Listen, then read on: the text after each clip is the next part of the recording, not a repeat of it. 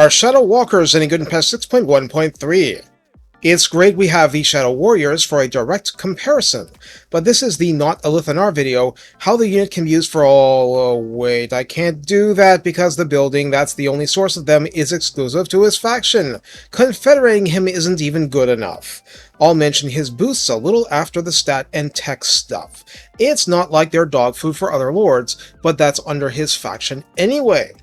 Recruited for 1100 gold and 275 upkeep. On Ultra this gets you 60 entities and 5640 health, so while the entities are robust for elves, that's a terrifyingly low figure for you. Armor is 30, leadership of 75 is certainly good. Speed 40 and charge speed 44 are like the warriors. Melee attack begins at a ridiculously elite 40 and inflicts poison with each blow. Attack interval 4.6 is a bit slower than usual, but hey, that's still amazing. No splash damage. Melee defense begins at 32 and only gets better. Weapon strength 34 is 2 better than the warriors, and that's 2 more base for base 24, armor piercing 10. Moreover, there is a bonus versus infantry of 12, which means plus 12 to melee attack and to weapon strength against infantry, split along this damage ratio. You'd think these are Saurus warriors or something, and Saurus warriors have much lower melee attack typically. Charge bonus is a pedestrian 12 for a foot unit, and the mass is 100. For ranged, ammunition is 20, just like the Shadow Warriors. Range is again 180. Missile strength is officially 25, with each arrow inflicting poison, with each arrow doing base 22 and armor piercing 5. That's clearly better. Reload time comes stock at 11 seconds. Total accuracy comes stock at 63. I said total accuracy comes stock at 63. Calibration distance of 150 is the same as Shadow Warriors. Calibration area of 3.1 is quite tight, like Goblin Archer tight rather than the typical spray and pray. There is no multi-target penetration. So we have a much higher rank 0 total accuracy modifying a calibration area that's far lower spread than typical for 75% of the entities of Shadow Warriors and 66% of those of Archers. I'm highlighting the differences because they can matter. Like the Shadow Warriors, martial prowess applies, so plus 2 melee attack and plus 12 melee defense to already good numbers, and that's really important because of the lack of red line help for the melee means this is a lot of the strength. There's also stalk, vanguard deployment, and fire whilst moving, which you probably want on a tight and selective leash.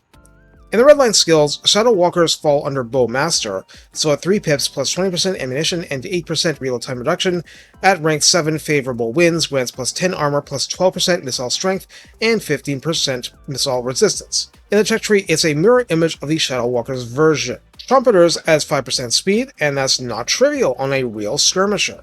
Precise Fletching grants plus 20% ammunition and plus 10% missile strength. Light Ithilmar armor is of course plus 10 armor. Mass Charge actually adds plus 5 melee attack and plus 10 flat charge bonus, and that's really good. Highborn Champions grants plus 2 recruit rank and from the Shadowlands is key, providing plus 10 leadership, 15% real time reduction because the early tech archery prowess does not apply, and 15% missile resistance to boot, which is very good. So how do we use Shadow Walkers? First, a brief word about Alith Anar's boosts. Everything I'm going to say applies to Shadow Warriors under him as well.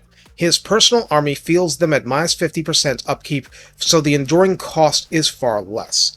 Ruthless jacks speed plus 20%, melee attack plus 5, and 10% more ammo, which is very useful for prolonging the skirmishing game.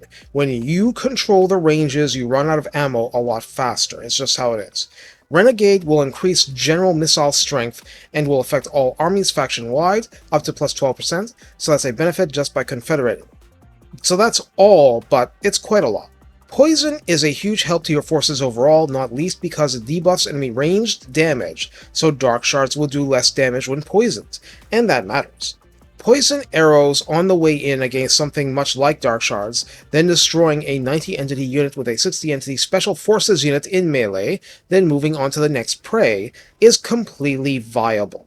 It's a lot less viable when fighting mainline infantry 120 entity units. The much higher arrow accuracy means you can legitimately use this unit to help you hunt lords and heroes with ranged, without heavy armor or huge shields, like many casters in the game. And honestly, melee might do some good too, but not your first choice.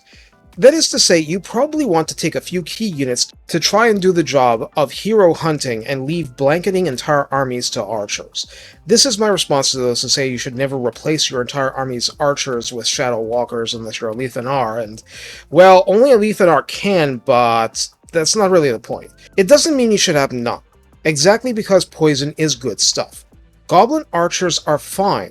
A single Night Goblin archer unit makes them much, much more dangerous because they're debuffing the enemy's damage, and that means you can harm the Goblin archers less, which means the Goblin archers are doing their full DPS for longer, and that's very dangerous.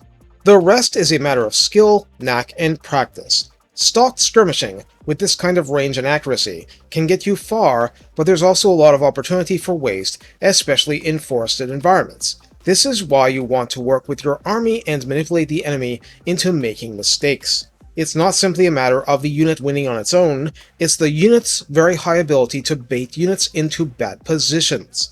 And, well, casters are a lot less dangerous when they have 30 arrows stuck into them and they are motionless on the ground. Accuracy is the big compensation for having fewer entities, so take full advantage. Take care and have fun playing hard to get. Your enemies want to hug you, but they can't bear hug what they cannot catch.